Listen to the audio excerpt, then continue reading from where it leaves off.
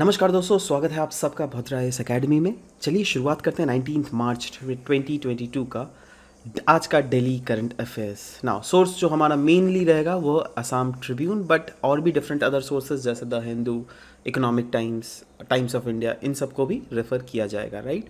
So let's start with this topic, but before that मैं make sure करूँगा that ये सारा पीडीएफ जो है इसका मैं डाउनलोडिंग लिंक नीचे डिस्क्रिप्शन में आपको लगा दूँ, राइट। और फर्दर अगर आप एडमिशन्स लेना चाहते हो भद्रायस अकेडमी में, so you can contact these number for admission as well, right. So let's start. पहला जो यहाँ पे न्यूज़ है दोस्तों, अगेन सोर्स क्या है, असम ट्रिब्यून। यहाँ पे क्लियरली लिखा हुआ है Assam to set up state OBC commission, ठीक है।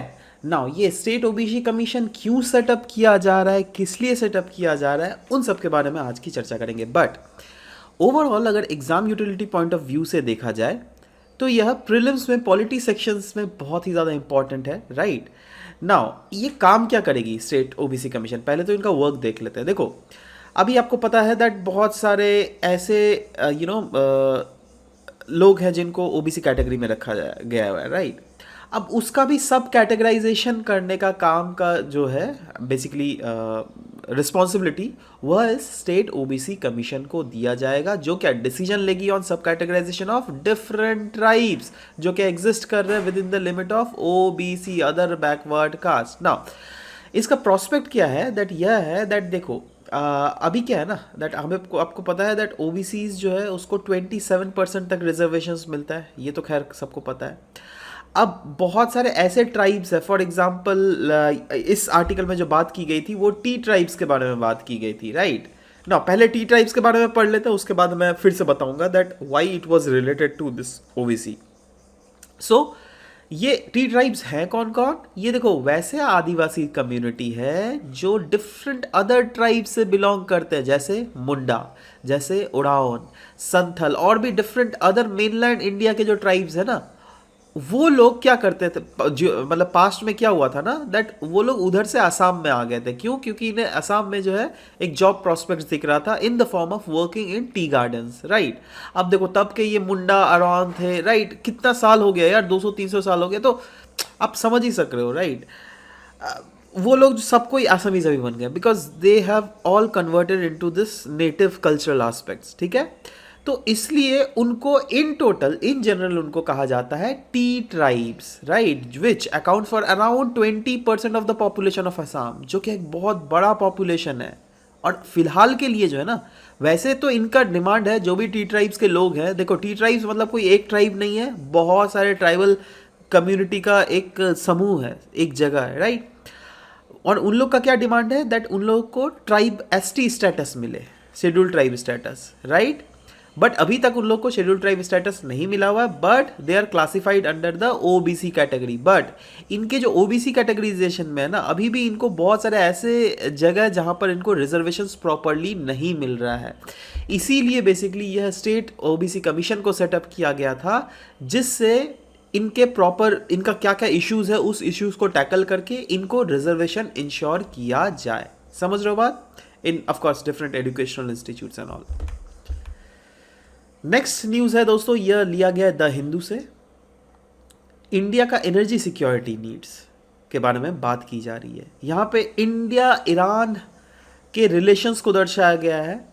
और रिसेंटली आपको पता है दैट इंडिया और ईरान का रिलेशन पहले तो अच्छा था, राइट, बट बीच में जब से फिर से सैंक्शंस लगाना, तब से फिर से डिटेरियोरेट कर गया। क्योंकि जब भी ट्रंप ने सैंक्शन लगाया था ईरान के ऊपर, तो उन्होंने क्लियरली इंडिया को बोल दिया था दैट आप अगर ईरान से ट्रेड करते हो तो आपके ऊपर सैंक्शंस लगेगा, मतलब इंडिया के ऊपर सैंक्शंस लगेगा, राइट।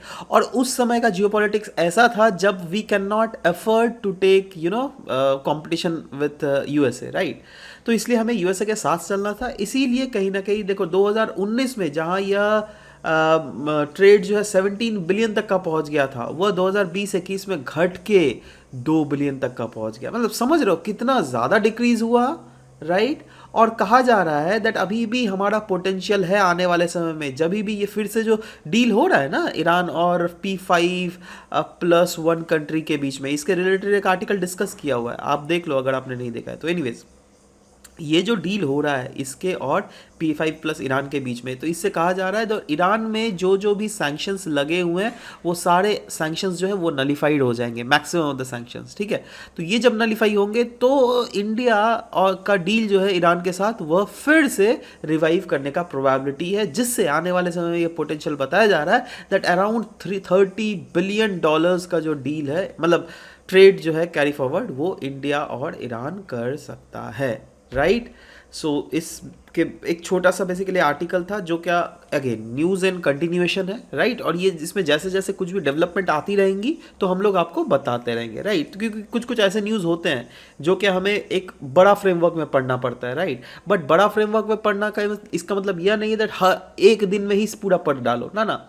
जैसे न्यूज़ में डेवलपमेंट्स आती रहती है वैसे हम लोग उसको डिस्कस करते रहते हैं, जिससे छोटी छोटी चीज़ें जो है हम सीखते रहें, राइट। अच्छा, ईरान इंडिया के लिए इंपॉर्टेंट क्यों है, सवाल यह भी पैदा होता है। देखो, एक तो आपको पता होगा दैट इंडिया का बहुत बड़ा इन्वेस्टमेंट चबाहार पोर्ट के ऊपर है। क्यों चबाहार पोर्ट के ऊपर इन्वेस्टमेंट हम लोगों ने किया था?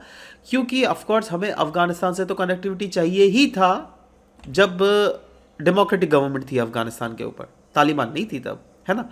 तब तो वो तो चाहिए ही था, प्लस सेंट्रल एशियन कंट्रीज़ के साथ भी हमारा रिलेशंस को बढ़ाना था। क्यों? क्योंकि international north south trade corridor को हमें इस्टेब्लिश करना था, जिससे इंडिया का जो connection direct central Asian countries से अगर देख लो, कजाकिस्तान, किर्गिस्तान, तुर्कमेनिस्तान और फर्दर इधर ऊपर में जाओगे तो और भी यूरोपियन कंट्रीज में, रशिया ऑफ कोर्स, तो उनसे हमारा जिससे ट्रेड ज़्यादा हो पाए, राइट। इसीलिए हम लोग जो है अलग अलग डाइवर्सिफाई कर रहे थे अपने इन्वेस्टमेंट, जिसमें एक बहुत बड़ा इन्वेस्टमेंट था चबाहार पोर्ट, राइट। और वो था ईरान के ऊपर।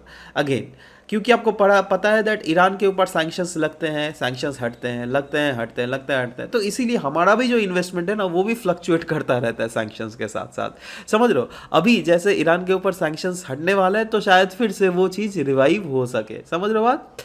तो ये चीज़ बेसिकली ऊपर से और भी चाबाहार पोर्ट के स्ट्रैटेजिक इंपॉर्टेंस आपको पता है। एक मैं बता रहा हूँ, देखो ये चाबाहार पोर्ट का लोकेशन देखो यहाँ है, राइट। और ग्वादर पोर्ट जो है पाकिस्तान का यहाँ है, राइट। आपको पता है चाइना पाकिस्तान इकोनॉमिक कॉरिडोर जो है यहाँ से गुजर रहा है ना। अब यहाँ से अगर गुजर रहा है तो कहीं ना कहीं अगर हमारा एक्टिविटी इस रीजन में ज़्यादा रहेगा तो इनडायरेक्टली हम चाइना पाकिस्तान के ऊपर एक नज़र रख पाएंगे प्रॉपर तरीके से, ठीक है। तो ये सब चीज़ है जो क्या इस आर्टिकल से आप एक्सट्रैक्ट कर सकते हो। नेक्स्ट जो दोस्तों न्यूज़ है यह बॉर्डर एरिया डेवलपमेंट प्रोग्राम को रिलेटेड है। मैं आपको बतलाऊंगा that border area development programme होता क्या है, ठीक है। बट इस आर्टिकल का हम लोग देख लेते हैं दैट किसके रिलेटेड आर्टिकल था। देखो, यह था ना दैट अरुणाचल प्रदेश जो है वो ज़्यादा पुश कर रही है दैट म्यूल्स का इस्तेमाल ज़्यादा से ज़्यादा किया जाए बॉर्डर एरिया डेवलपमेंट प्रोग्राम के ऑब्जेक्टिव को अचीव करने के लिए। नाउ मैं कौन से स्टेट के बारे में बात कर रहा हूँ? अरुणाचल प्रदेश कौन सा है? यह वाला देख रहे हो। और हमें क्या पता है द नॉर्थ ईस्ट का जो रीजन है ओवरऑल यहाँ की कनेक्टिविटी बहुत ज़्यादा पुअर है। कि क्या रीज़न है बताओ तो? टोपोग्राफी, बहुत ही ज़्यादा अनड्यूलेटिंग टोपोग्राफी है, राइट। अब वहाँ पर इतना ज़्यादा अनड्यूलेटिंग टोपोग्राफी है दैट वहाँ पर कंस्ट्रक्शन करना बहुत ज़्यादा मुश्किल है ना। तो आप खुद सोचो, बॉर्डर एरिया तक जो मटेरियल्स को ले जाना है वो कौन ले आएंगे? एम्यूनिशंस, अगर सोचो कल को झगड़ा हो गया आपका जाके चाइना के साथ, ठीक है, तो एम्यूनिशंस चाहिए हमें, कौन हमारे को वो पूर्ति करेगा, ठीक है। उसके लिए है ना, उसके लिए अरुणाचल प्रदेश स्टेट गवर्नमेंट ने बोला दैट क्यों ना आप म्यूल का इस्तेमाल करिए ज़्यादा से ज़्यादा, इनको फॉर्मलाइज कर दीजिए। वैसे तो देखो अभी भी किया जाता है ना। सवाल होता है म्यूल होता क्या है, ये देख रहे हो। म्यूल क्या होता है ना, आपने शायद पहली बार ये नाम सुना होगा, बहुत जने पहले से जानते होंगे। डोंकी का जो मेल डोंकी वर्जन है ना, वह उसको जब इंटरकोर्स करवाया जाता है फीमेल के हॉर्स वर्जन के साथ, तब जो ऑफस्प्रिंग पैदा होता है ना, उसको हम लोग कहते हैं म्यूल। समझ रहे हो बात? इनको हम लोग पैक एनिमल भी कहा जाता है। These are kept under the category of pack animal as well. क्यों पैक एनिमल? देखो वो होते हैं जो क्या अनड्यूलेटिंग टोपोग्राफीज में जो है बेसिकली जैसे ट्रेन का मालगाड़ी होता है ना, तो ये वही पैक एनिमल है। चलो ये मैं सबसे इजी बतला दिया, राइट। देखो मालगाड़ी क्या होता है ना, दैट सिर्फ जो है गुड्स को एक रीजन से दूसरे रीजन को पहुंचाती है, ठीक है। वैसे ही पैक एनिमल का भी ज़्यादातर काम होता है दैट ये जो भारी भारी भरकम गुड्स जो होते हैं, राइट, जैसे आर्मी ऑफिशियल्स के लिए चाहिए होता है या फिर वेरियस अदर रीजन्स के लिए, ठीक है, उनका पहुंचाने का काम जो है इन म्यूल्स के द्वारा किया जाता है और इन्हीं को पैक एनिमल भी कहा जाता है। तो ध्यान रखिएगा पैक एनिमल किसको कहते हैं, म्यूल के कौन होते हैं, तो ये सब अगर चीज़ें ध्यान रहेगी तो ज़्यादा अच्छा होगा आपके लिए। अगेन एग्जाम यूटिलिटी पर्सपेक्टिव तो प्रीलिम्स से तो इंपॉर्टेंट है ही, क्योंकि बॉर्डर एरिया डेवलपमेंट प्रोग्राम, कोई भी सरकारी योजना, कोई भी border program is very very very important for India पर से, क्योंकि आपको पता है दैट ऊपर से नॉर्थ ईस्ट रीजन तो भैया पूरा बॉर्डर से ही घिरा हुआ है ऑलमोस्ट। नॉर्थ में आप देख लीजिए भूटान, चाइना, ईस्ट में देख लीजिए आप म्यांमार, साउथ में आपका ऑफकोर्स बांग्लादेश एक बहुत बड़ा पोर्शन है, ठीक है। तो ये सब चीज़ अगेन हमें पढ़ना ही पड़ेगा। Again so border area development program launch कब किया गया था? 1986-87 में, जिससे बॉर्डर के रीजन में जो डेवलपमेंट प्रोग्राम है ना, वो बैलेंस डेवलपमेंट प्रोग्राम जिससे कैरी फॉरवर्ड किया जा सके। यह एक सेंट्रली स्पॉन्सर्ड स्कीम है, ध्यान दीजिएगा, ठीक है, ठीक है। यूँ यहाँ पे कंफ्यूज कर सकते हैं दैट सेंट्रल सेक्टर स्कीम है क्या क्या है, ठीक है। एनीवेज ये मीट करता है special developmental needs of border population. Border population क्या हुआ? ये वो वाला रीजन हुआ जो क्या आपका बॉर्डर, इंटरनेशनल बॉर्डर से जो है 50 किलोमीटर के अंडर रेंज वाला जो रीजन है ना, वो इंक्लूडेड होता है बॉर्डर एरिया डेवलपमेंट प्रोग्राम के अंडर, ठीक है। जहाँ पे मेक श्योर किया जाता है इस 50 किलोमीटर के रेंज वाला जो रीजन को, यहाँ पे इतना मिनिमम डेवलपमेंट तो ऐसा हो सके जिससे कल को अगर कोई भी दुश्मन के साथ हमारा लड़ाई हो रहा है, so that time we are fully ready, है ना। चलो नेक्स्ट जो है दोस्तों, यह है national commission for scheduled tribe से रिलेटेड था। द हिंदू से ये लिया गया है। National commission for scheduled tribe has been dysfunctional for past 4 years। Last 4 साल से जो है ना, इसकी कोई प्रॉपर फंक्शनिंग नहीं हो रही है। वो बेसिकली एक कंसर्न था, इसीलिए यह बेसिकली न्यूज़ में था। नाउ क्यों नहीं हो रही है? फॉर द टाइम बिंग अगर देखोगे तो हमारे कोई काम का नहीं है। हमारे काम का क्या है? हमारे जो एग्जाम को पूछ सकता है वह है national commission of scheduled tribes. Exam utility point of view से अगर देख लीजिएगा, नो डाउट पॉलिटी में बहुत ही ज़्यादा इंपॉर्टेंट है, क्योंकि डायरेक्टली ये क्वेश्चंस आते हैं ना। ये कॉन्स्टिट्यूशनल बॉडी है, सेटअप किया गया था 2004 को, क्या क्या अमेंड करके? आर्टिकल 338, और उसमें एक प्रोविजन ऐड किया गया आर्टिकल 338A, ठीक है। और वो कौन सा कॉन्स्टिट्यूशनल अमेंडमेंट था? 89th कॉन्स्टिट्यूशनल अमेंडमेंट, जो कि 2003 को किया गया था। इसका काम क्या है? National commission for scheduled tribes का नाम से ही देखिए समझ में आ जाएगा। Scheduled tribes national commission, national मतलब सेंट्रल लेवल में कमीशन है, जो क्या देख कर मतलब मेक श्योर करती है शेड्यूल्ड ट्राइब्स का जो सेफ गार्ड है वो सेंट्रल लेवल में इंश्योर हो सके। और जो भी वैसे प्रोविजंस है जो कि हमारे संविधान, जो कि हमारे कॉन्स्टिट्यूशन में लिखा हुआ है regarding the scheduled tribes under any other law for the time being in force, वो मेक श्योर करता है दैट ये सब जो है प्रॉपर ग्राउंड लेवल में इम्प्लीमेंटेशन करे। इसकी ड्यूटीज़ और फंक्शंस अगर देख लीजिएगा national commission for scheduled tribes का, तो वो क्या है? इन्वेस्टिगेट और मॉनिटर करना हर एक मैटर जो क्या रिलेट करता है to safeguard for the STs. Scheduled tribes का जो सेफ गार्ड प्रोविजन है ना कॉन्स्टिट्यूशन में लिखा गया, वो हर मैटर को इन्वेस्टिगेट करना, दैट समय के साथ साथ क्या उनमें कुछ अमेंडमेंट चाहिए, उसमें मॉनिटर करना दैट कोई अगर कानून लगी हुई है शेड्यूल्ड ट्राइब्स के भलाई के लिए, क्या वो एक्चुअली ग्राउंड लेवल में इंप्लीमेंट हो रही है, उनके लिए basically national commission for scheduled tribes का गठन किया गया, ठीक है। साथ ही साथ यही नहीं, इंक्वायर करना स्पेसिफिक कंप्लेंट्स, अगर कोई भी शेड्यूल्ड ट्राइब्स कम्युनिटी के लोगों के द्वारा कंप्लेन किया जाता है दैट उनके राइट्स को डिप्राइव किया जा रहा है ना, या फिर उनके जो सेफ गार्ड्स मिले हुए हैं संविधान के द्वारा उनको प्रॉपर प्रैक्टिस वो नहीं कर पा रहे हैं, तो उस केस में ये सारे इंक्वायरी बैठाने का काम जो है national commission for scheduled tribes का है, ठीक है। यही नहीं, national commission for scheduled tribe participate करती है और साथ ही साथ एडवाइस भी करती है। अगर कोई भी शेड्यूल्ड ट्राइब्स के related socio economic developmental plan अगर सरकार लाना चाहती है ना, तो इस टाइप के प्लानिंग प्रोसेस में ये बॉडी जो है अपने आप को इंक्लूड करती है। साथ ही साथ प्रेसिडेंट को जो है यह एनुअली प्रेजेंट करती है रिपोर्ट्स, है ना, और वो इस रिपोर्ट में क्लियरली लिखा हुआ रहता है दैट शेड्यूल्ड ट्राइब्स के सेफ गार्ड को किस रीजन में, इंडिया के किस रीजन में कैसे मेंटेन किया गया। अगर नहीं मेंटेन किया गया तो फिर बाद में खैर उसके रिलेटेड एक्शंस भी लिया जाता है, ठीक है। नेक्स्ट जो न्यूज़ है यह है हिंदुस्तान टाइम्स से, यह है line of credit to Sri Lanka को रिलेटेड। नाउ कहीं ना कहीं आप ये देखो, बहुत ब्रॉड टर्म है, वैसे तो ये सिंपली लिखा हुआ है दैट हाँ 1 बिलियन लाइन ऑफ क्रेडिट दिया गया है श्रीलंका को, है ना। और ऑफ कोर्स आपके exam utility point of view से अगर देख लीजिएगा, इंटरनेशनल रिलेशंस का बहुत ही इंपॉर्टेंट एस्पेक्ट है। बट ये इतना छोटा तो खैर न्यूज़ में दिया हुआ है ना, बट एक्चुअली अगर हम लोग इसको बड़ा एंगल में देखते हैं ना, तो हम इसको क्लासीफाई कर सकते हैं इनटू द इंडिया श्रीलंका, ठीक है, रिलेशंस, है ना। और आपको पता है दैट इंडिया सब समय मेक श्योर करती है गुजराल डॉक्ट्रिन के साथ अपने आप को एसोसिएट करने में, जिसमें गुजराल डॉक्ट्रिन में क्या बोला गया है दैट आप अपने नेबर्स का सोचो मत दैट आपके नेबर्स आपको क्या इन रिटर्न दे रहे हैं, but we should make sure that हमें जो है नेबर्स को ज़्यादा से ज़्यादा फ़ायदा पहुंचाना चाहिए, ठीक है।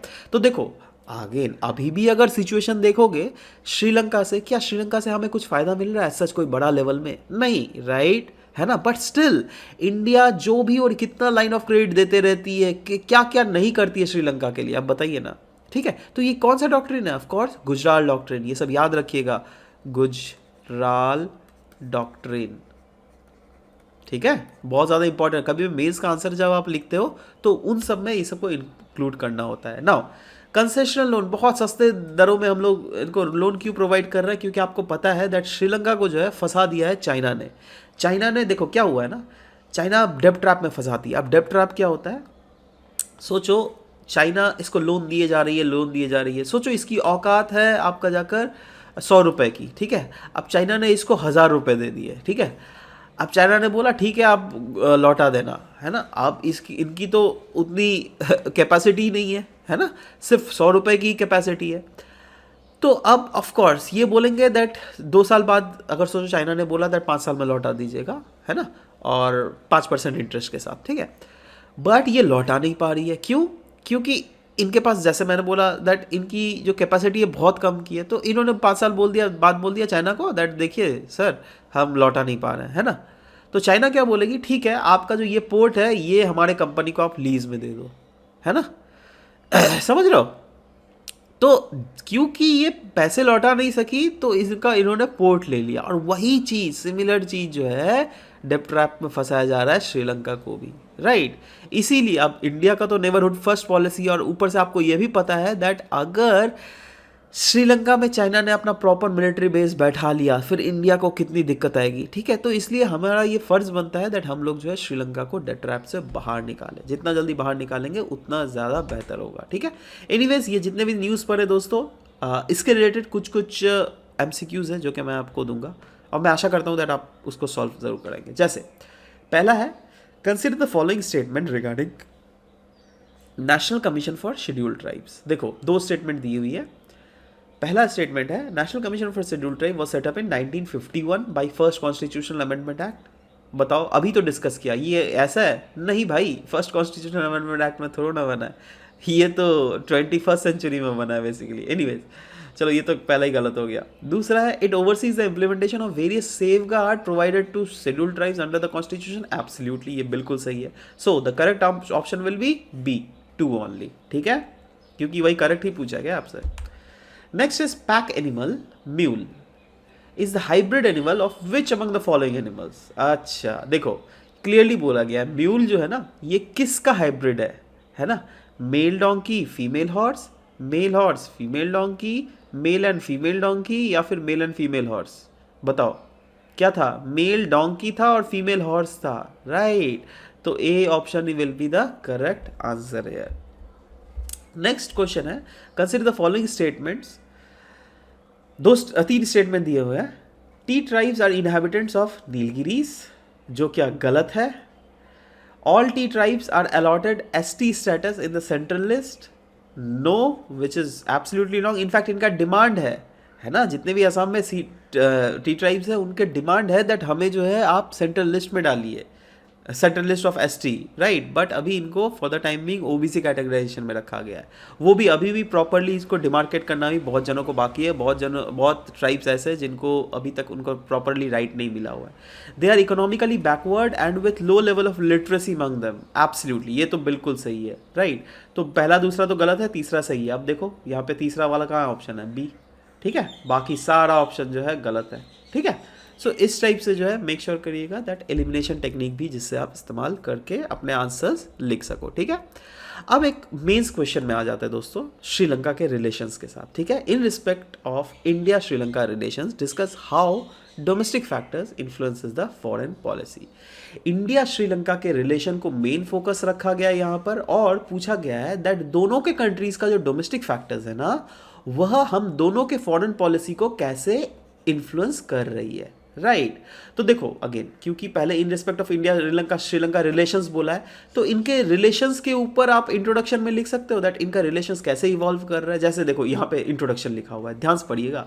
The relationship between India and Sri Lanka is more than 2500 years old. जी हाँ दोस्तों, इनफैक्ट ये तो बहुत सदियों सदियों से चला हुआ आ रहा है, जब से राम रावण का जो माइथोलॉजिकल स्टोरी जब से चला आ रहा है, ठीक है, तब से बेसिकली हमारा जो रिलेशन है श्रीलंका के साथ बहुत ही गहरा है। बोथ कंट्रीज हैव लेगेसी, दोनों का लेगेसी है दैट इंटेलेक्चुअल लेवल में, कल्चरल लेवल में, रिलीजियस लेवल में और इन लिंग्विस्टिक लेवल में हम लोग दोनों इंटरेक्शन करते हैं। जी हाँ, है ना। इनफैक्ट वो आप श्रीलंका अगर ले लीजिएगा, रिलीजियस क्यों बोला गया, श्रीलंका में मेजॉरिटी बुद्धिस्ट कंट्री है ना, तो हो गया ना भाई। अब बुद्धिज्म आया कहाँ से, है ना, तो ऑफ कोर्स इंडिया से ही है। अशोक ने अपने बेटे बेटी को भेजा था श्रीलंका में बोधि ट्री प्लांट करने के लिए, ठीक है। तो ये सब अगेन हिस्टोरिकल फैक्ट्स भी आप इसमें इंक्लूड कर सकते हो, बिल्कुल, है ना। ऐसा मत सोचना दैट हाँ जो हिस्ट्री बुक में पढ़ा है उसको इंटरनेशनल रिलेशंस में हम लोग नहीं यूज़ कर सकते। एब्सोल्युटली एकदम खुलेआम यूज़ कर सकते हो, है ना।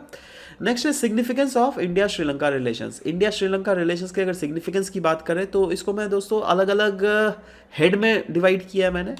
एक तो है जियोपॉलिटिकल सिग्निफिकेंस क्या है इंडिया श्रीलंका रिलेशंस का, दूसरा है पॉलिटिकल सिग्निफिकेंस, तीसरा है कमर्शियल सिग्निफिकेंस और कल्चरल सिग्निफिकेंस, है ना। चार ऐसे किए हुए हैं और चारों को भीतर में डिस्क्राइबली भी आप कर सकते हो। इसको ऐसे भी कर सकते हो, जियोपॉलिटिकल सिग्निफिकेंस लिख दो, जैसे यहाँ पे लिख दियो आप जियोपॉलिटिकल सिग्निफिकेंस, ठीक है। उसको ऐसे ऐसे करके ये पॉइंट्स बना के आप लिख सकते हो, ठीक है, वो ज़्यादा बेहतर भी लगेगा। यहाँ पर तो खैर वो सब नहीं किया मैंने, एनीवेज मैं जस्ट बोल रहा हूँ। जैसे जियोपॉलिटिकल सिग्निफिकेंस में पहले लिखा हुआ है ना श्रीलंका लोकेशन, यहाँ पे लिख दो श्रीलंका लोकेशन, है ना, और यहाँ पे उसका डेफिनेशन दे दो दैट है स्ट्रैटेजिकली जो है स्ट्रैटेजिकली, स्ट्रैटेजी CALLY, स्ट्रैटेजिकली और जियोपॉलिटिकली जो है श्रीलंका का लोकेशन अनडाउटेडली हमारे लिए बहुत ज़्यादा इंपॉर्टेंट है ना। चाइना जो है इन्वॉल्वमेंट, क्योंकि चाइना का श्रीलंका में इसलिए ज़्यादा इन्वॉल्वमेंट बन रहा है क्योंकि चाइना अपने स्ट्रिंग ऑफ पर्ल्स पॉलिसी के थ्रू इंडिया को घेरना चाहता है ना। क्योंकि अगेन एशिया में अगर देखोगे इंडिया का एक सबसे बड़ा जो प्रतिद्वंदी है, सॉरी चाइना का, वही है इंडिया ही है, राइट। चाइना सब कंट्रीज को बुली करती है पाकिस्तान छोड़कर, है ना, और कोई भी कंट्रीज चाइना के पास टिक नहीं पाता है, बट इंडिया ही एकमात्र कंट्री है जो कि चाइना को मुंह तोड़ जवाब देता है।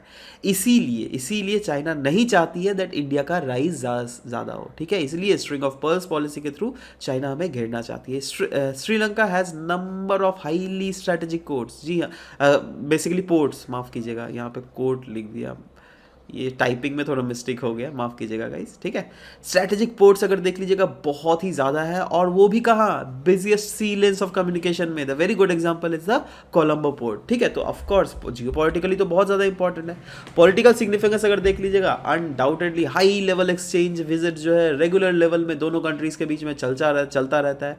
बिम्स्टेक और शार्क का पार्ट है श्रीलंका, जिसमें इंडिया का एक मेजर लीडिंग रोल है, राइट। कहीं ना कहीं श्रीलंका में जो है ना 13th कॉन्स्टिट्यूशनल अमेंडमेंट एक्ट जो है अभी भी प्रॉपर्ली इंप्लीमेंट नहीं हुआ है, और उसमें उसको इम्प्लीमेंटेशन करवाने के लिए कहीं ना कहीं इंडिया के तरफ से एक प्रेशर जरूर आ रहा है। अब ये 13 कॉन्स्टिट्यूशनल अमेंडमेंट एक्ट है क्या श्रीलंका में, देखो इसके थ्रू क्या है ना दैट श्रीलंका के जो नॉर्थ और नॉर्थ ईस्ट पार्ट में जो तमिलियंस है ना उनको थोड़ी ऑटोनॉमी देने की बात की गई है, ठीक है। तो इसलिए गवर्नमेंट चाहती है दैट उनको अगर ऑटोनॉमी मिल जाए, क्योंकि देखो तमिलियंस तो हमारे ही लोग हैं, है ना, अल्टीमेटली।